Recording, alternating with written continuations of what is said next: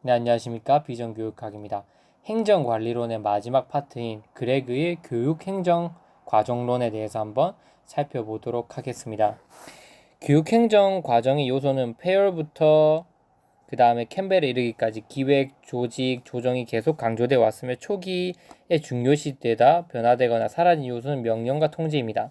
권위주의적 명령 하다의식 방식을 탈피하고 인간관계론을 적용시키는 시도로 자극, 영향 등의 용어로 변경이 되었습니다. 여기 앞에 보시면 여러분 한번 볼까요? 같이 계획, 조직, 인사, 지휘, 조정, 보고 이렇게 돼 있지 않습니까? 여기도 명령 이런 게 없는 게 지휘라고 하는 게 결국 명령이라는 건데 이런 용어들이 쓰였었는데 예전에는 이제 교육행정과정론에 들어오면서부터 즉 페이얼과 굴릭과 어휘게 만든 그런 행정관리론이 교육으로 들어오게 될 때는 이제 인간관계론의 어떤 시대가 도래했을 때고 그런 사상과 더불어서 명령과 통제, 지시 이런 단어보다는 뭐 자극과 영향, 그 다음에 혹은 전달 뭐 이런 용어들로 바뀌게 되었습니다. 그 다음에 초기에는 보이지 않다가 1950년대 중반 이후부터 추가된 요소가 의사결정, 즉 의사결정이 추가되고 앞에서 얘기했던 명령과 통제, 지휘라고 하는 용어들이 자극과 전달, 영향이라는 용어로 바뀌게 되었다. 그러면서 교육행정과정론의 절차가 완성되었다. 의사결정, 기획, 조직, 자극, 자극은 결국 전달과 영향입니다. 그 다음에 조정, 평가 이렇게 된 거죠. 이게 어렵지 않습니다. 의사결정은 결국 뭘 의미하냐면 행동 이전에 이 행정학과 관련해서 어떤 조직의 목표를 달성할 때 우리가 행동을 할 텐데 실제로 뭔가 몸소 움직일 텐데 그 이전에 일어나는 의사결정 과정이 더 중요하다고 보는 거죠. 사람들이 뭔가 소통해서 뭔가 합리적으로 문제를 모으고 의견을 모으는 그 과정 자체를 우리가 중요시 여기게 되는 거죠. 이해되죠? 그게 의사결정 단어에 추가된 거고 그 다음에 그게 따라서 우리가 기획도 하고 조직도 하게 되는 거죠. 자극, 이 전달 역량 도대체 뭐냐? 이건 뭐냐고 생각하시면 되면 지도성이라고 생각하시면 돼요. 지도성. 이전에는 이 용어들이 이제 지휘였잖아요. 지휘. 디렉팅이라고 하거나 혹은 명령, 통제 이런 용어였다면 이제부터는 전달과 역량 혹은 자극이란 용어로 쓰이고 이건 뭐에 해당된다? 지도성이라고 생각하시면 됩니다. 따라서 의사결정, 기획, 조직, 지도성, 그 다음에 조정과 평가 이렇게 볼 수 있습니다. 이해되시죠? 이 절차를 제 생각에는 꼭 이게 시험에 나올 가능성이 있냐? 제가 봤을 때는 시험에 나올 가능성이 그렇게 높진 않습니다. 솔직히 말해서. 그래도 행정관리론이 만약에 나오게 된다면 그래도 교육에 적용시키는 교육행정과정론이 나올 확률이 그나마 저는 높다고 생각하고요. 페이얼과 굴릭과 어휘 같은 경우는 산업 현장에서 썼던 그 행정관리론 혹은 산업관리론이기 때문에 보다 교육행정이 아닌 행정적인 속성이 너무 강하게 가지고 있습니다. 따라서 그레그의 교육행정과정론을 암기해 두시는 게 제일 좋을 것 같아요. 어느 정도까지 암기하시면 되냐면 각 절차별로 해당 과정이 가지고 있는 정의랑 예시 하나 정도만 암기하고 계시면 되지 않을까 저는 그렇게 생각합니다. 같이 한번 살펴볼게요. 결국 의사결정은 뭐냐면 의사결정이란 개인이나 조직이 주어진 문제를 해결하기 위해서 가능한 여러 대안을 모색하고 그중 가장 합리적이고 효과적으로 목표를 달성할 수 있다 혹은 한 가지 방안을 선택하고 결정하는 과정을 의미한다. 그래서 행정 자체가 결국 의사결정이랑 똑같은 거예요. 따지고 보면. 근데 이게 왜 의사결정이라고 한 게 들어가게 됐냐면 모든 행정활동에는 결정과 집행이라는 두 가지 기능이 있어요. 과거의 행정 이론은 업무 집행의 기법 중심으로 다뤄주었습니다. 그래서 이전의 행정 이론은 전부 다 집행, 어떻게 시행하고 집행할 건지 거기에 중심이 되었다. 하지만 다뤄왔고 의사결정 과정에 대해서는 별로 취급을 하지 않았습니다. 하지만 시대가 발전하면서 어떻게 집행하는지 또 중요하지만 사람들이 어떻게 의견을 모아서 그 의견을 하나로 도출해 나가는지 그 의사결정도 중요하게 됐다는 거예요. 따라 또 생각해 보면은 뭐 예를 들면 우리가 의견을 모을 때 뭐 다수결의 원리를 쓸 건지 아니면 뭐 참여적 의사결정을 해가지고 여러 사람들 의견 모을 때 뭐 민주주의 방식에서 여러 가지 의사결정 방법들이 있지 않습니까? 그래서 그 중에 하나 대표적인 게 다수결의 원칙이 있는데 그런 걸 쓸 건지 아니면 또 다른 방식을 쓸 건지 이런 식으로 해서 사람들이 의견을 모아가는 그 과정 자체도 중요하다고 생각했기 때문에 의사결정이라는 것 자체가 하나의 절차로 들어가게 된 거예요. 그러면서 의사결정이 된 다음에 기획을 하고 그다음에 그 기획 단계에서 당연히 의사결정이 있긴 있겠죠. 근데 보다 중요한 거는 그런 것들이 다 선행되기 이전에 뭔가 합의점에 도달하기 위해서 사람들이 소통하는 방식이 있다. 그걸 의사결정이라고 한다. 이렇게 생각해 주시면 될 것 같아요. 교육행정에서 의사결정이 중요합니다. 뭐 예를 들면 교육 정책을 결정하는 과정에서 수월성 정책을 할 거냐 아니면 복지 정책을 수립하느냐는 하나의 선택 과정이지만 이게 의사결정 과정이지만 어떤 정책을 선택하느냐에 따라서 교육의 방향이 달라지게 됩니다. 따라서 모든 걸 선택하기 전에 우리가 기본 목표부터 정하자는 거죠. 그래서 수월성 정책을 추진할 경우 학력이 우수하고 능력이 있는 학생들을 위한 교육 활동이 주로 이루어지고 복지 정책을 하면 경제적으로 어려움을 겪고 능력이 따르지 못한 학생들 혜택이 많이 돌아가게 될 겁니다. 이렇게 우리가 하나의 결정된 사안에 따라서 수행되는 일이 크게 달라지는데 그 결정하기 전까지의 의사결정 과정, 그 과정도 여러 가지 방식으로 이루어질 수 있고 그 과정 이루어지는 과정 자체에도 우리가 눈여겨 보아야 할 것들이 있기 때문에 의사결정 단어를 추가시킨 거라고 보시면 됩니다. 이해되시죠? 그래서 결정과 집행 중에서 집행뿐만 아니라 그 결정이 이루어지는 그 과정 자체도 중요하다. 그게 바로 의사결정이다. 기획은 똑같습니다. 앞에서 본 것처럼 보다 나은 미래 상태, 목표 상태를 만들기 위해서 목적을 정하고 그 목적을 효율적으로 달성하기 위한 방법이나 절차들을 합리적으로 설계해가는 과정을 기획이라고 합니다. 플래닝이죠. 목적을 도달하기 위한 합리적인 수단들을 설정하는 겁니다. 교육기획은 결국은 뭐냐면 미래 교육 활동에 관해서 교육 목표를 달성하기 위한 효율적 수단과 방법을 제시함으로써 교육적 정책 결정의 효율성과 안정성을 보장해주는 지적 준비 과정을 의미한다. 이 교육기획은 대상 기간에 따라서 이 기획을 할 때는 주로 1년 이하의 시간을 다루는 단기 기획과 3년에서 7년 정도를 다루는 중기 기획, 그 다음에 전망의 성격이 강한 주로 어떤 이렇게 이루어질 것이다라고 하는 전망의 성격이 강한 장기 기획이 있다. 그리고 또 지역 수준에 따라서는 국제 혹은 국가, 지역, 도시, 농촌 기획, 단위 학교 등의 기획 등이 있다.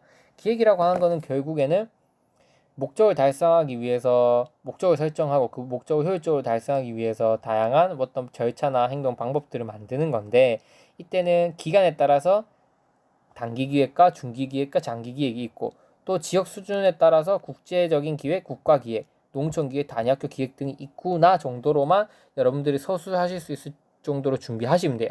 이 이상 안 하셔도 됩니다, 여러분. 아시겠죠? 이제 매년 교육부에서 우리나라는 이제 연간 기획을 수립하고 있지 않습니까? 이게 단기 기획이라고 볼 수 있고 매년 개별 교육청이나 학교들에서 연 단위로 계획을 수립하는 거 단기 기획. 그다음에 교육부에서 이제 18년에서 22년 사이에 평생교육진흥 기본 계획을 발표했는데 이거는 이제 좀 중기 기획에 해당되고 그다음에 2000년을 향한 국가발전기구상은 장기 기획 이렇게 볼 수 있는 거예요. 그래서 예시를 끌고 들어온 거 결국에는 단기, 중기, 장기 기획이 있구나 이렇게 교육에서 현장에서는 그렇게 생각해 주시면 됩니다. 어려울 게 아닙니다. 알겠죠? 서술할 수 있겠죠? 조직은 달성하고자 하는 특정 목표를 위하여 모인 개인들의 집합체입니다. 그래서 하나의 큰 조직은 하위 여러 조직을 이루고 있는 겁니다. 알겠죠? 그래서 목표를 달성하기 위해서 이루어진 어떤 집합체인 거예요. 모든 집합체가 바로 조직이라고 볼 수 있어요. 왜? 교육적 목적을 달성하기 위해서 만들어진 집합체, 교육 조직인 거죠. 따지고 보면 그 안에는 행정 조직도 있고 교사들도 있을 수 있고 교육청도 있을 수 있고 교육부도 있을 수 있고 이게 다양한 조직들이 있는 거예요. 그래서 교육이라고 하는 특정 하나의 목표를 달성하기 위해서 모인 모든 개인들의 집합체를 조직이라고 그럽니다. 이해되시죠? 근데 이 조직은 여러 가지 특성이 있겠죠.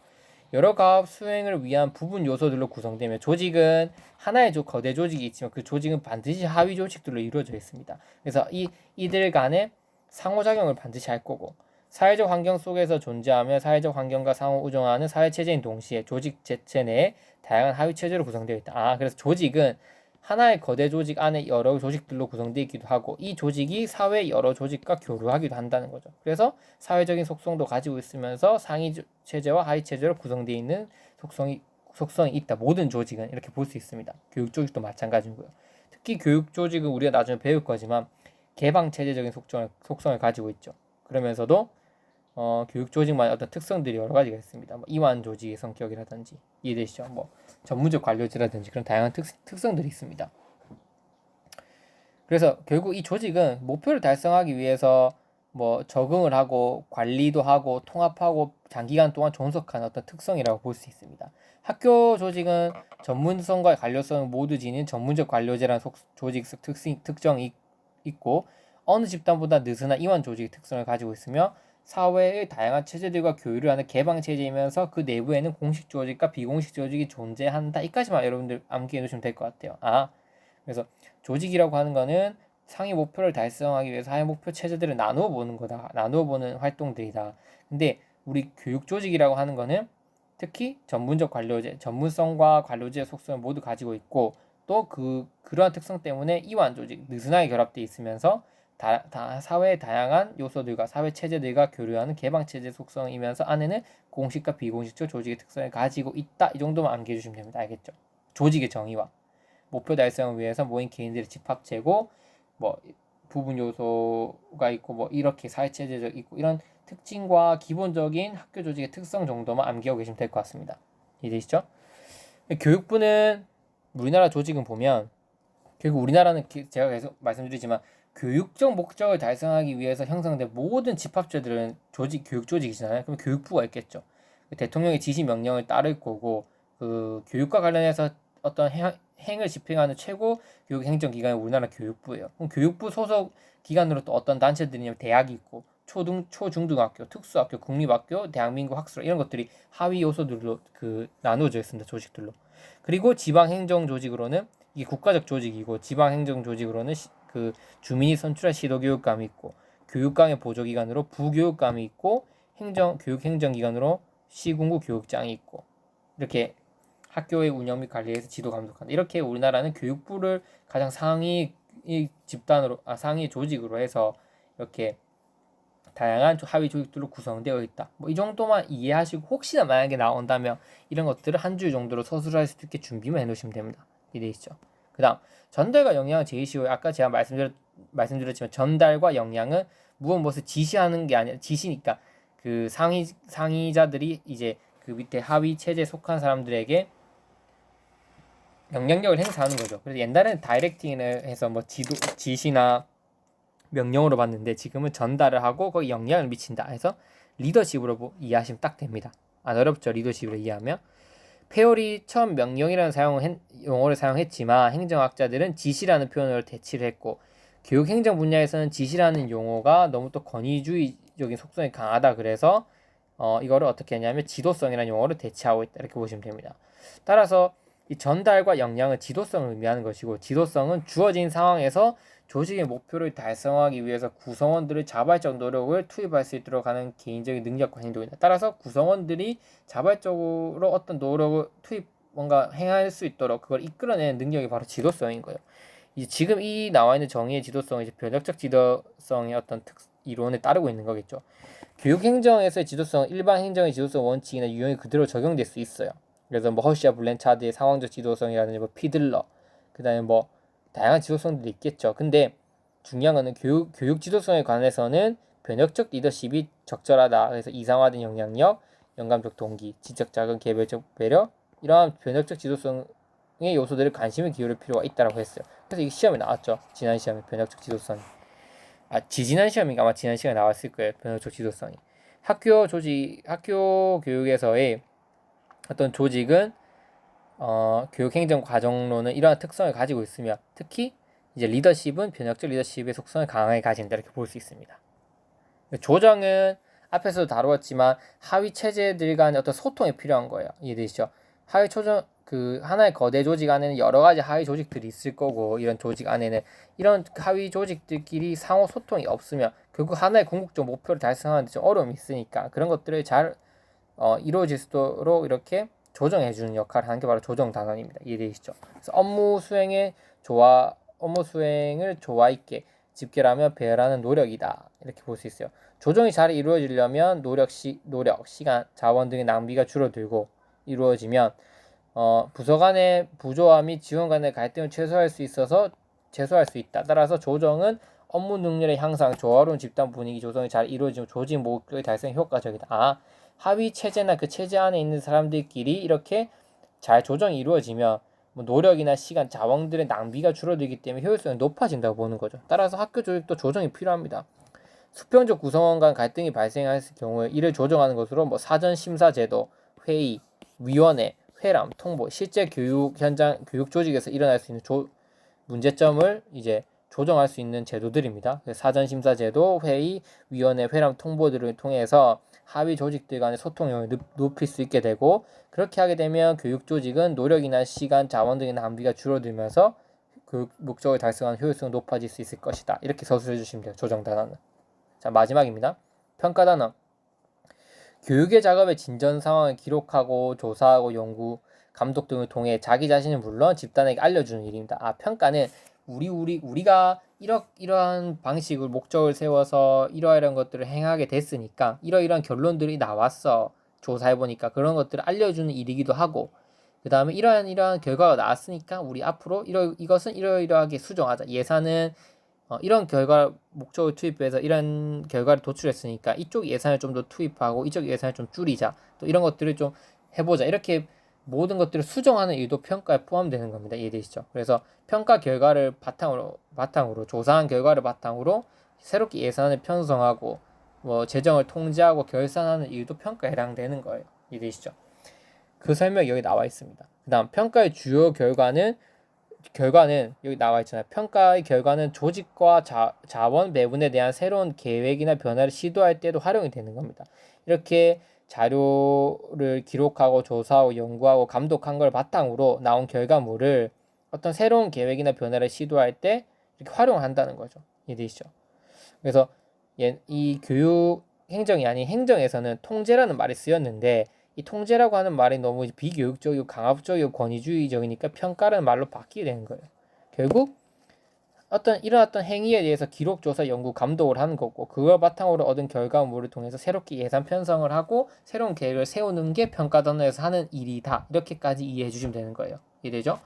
우리나라 학교 교육에서 2010년부터 전면적으로 시행되고 있는 교원 능력 평가는 교육 능력 개발 평가는 교육 활동에 관한 전문성을 진단하고 그 결과 근거에서 교원 능력 개발에 지원하고 학교 교육의 질을 향상하고 수요자들의 만족도도 제고하고 이렇게 이런 다양한 목적으로 시도하게 되었다. 그래서 이런 평가는 학생 만족도, 학부모를 다 종합해서 매년 1회 이상 실시하고, 평가 영역에서는 수업 준비, 실행 이런 것들을 해서 생활지도 영역을 포함한다. 이렇게 해서 우리 교육 조직에서 교사를 대상으로 일어나는 어떤 조직에 대한 평가는, 즉 지시, 연구, 감독, 그 기록, 조사, 연구, 감독은 뭐에 해당된다? 교원 능력 개발 평가다. 이렇게 볼 수 있습니다. 따라서 혹시나 시험에 나올 확률이 좀 적겠지만 교원 능력 개발 평가가 나온다면 이 교원 능력 개발 평가는 어떻게 시행되고 평가 방법으로는 뭐가 있으며 시행 시기는 1년에 몇 번이고 그리고 어떤 영역이 평가되는지 정도만 서술할 수 있을 정도로 준비를 해주시면 돼요. 이해되시죠? 이게 결국에는 끝이에요. 교육행정관리론이죠. 즉 교육행정과정론에서 보는 우리 7가지 절차입니다. 의사결정, 그 다음에 기획, 그 다음에 조직, 그 다음에 자극 안에 전달과 역량이 들어있고, 그리고 리더십이고, 그 다음에 조정과 평가. 이제 저랑 학습해보니까 이런 말들 어렵지 않을 거예요. 처음에는 솔직히 여러분들 무슨 말인지 잘 몰랐을 거예요. 이런 지위 조정, 보고 예산 편성 이게 머릿속에 들어오나 했을 텐데, 저의 설명을 들으시다 보면 이렇게 조직이 만약에 운영된다면 의사결정부터 기획과 조직과 리더십과 조정을 거치고 평가를 하고 새롭게 예산 편성하는 이런 절차로 하나의 1년의 조직이 운영이 된다면 정말 효율적으로 뭔가 목표를 달성할 수 있을 것 같은 느낌이 들지 않습니까? 이런 기틀이 고전적 관리 이론의 시대 때 어느 정도 마련이 됐다 이렇게 볼 수 있는 거죠. 이해되시죠? 자, 이걸 끝으로 해서 고전 이론에서 행정관리론을 마무리하고 그 다음 시간에서는 뭘 할 거냐면 저랑 관료제론에 대해서 하고 관료제론을 끝마치고 인간관계론으로 넘어가 보도록 하겠습니다.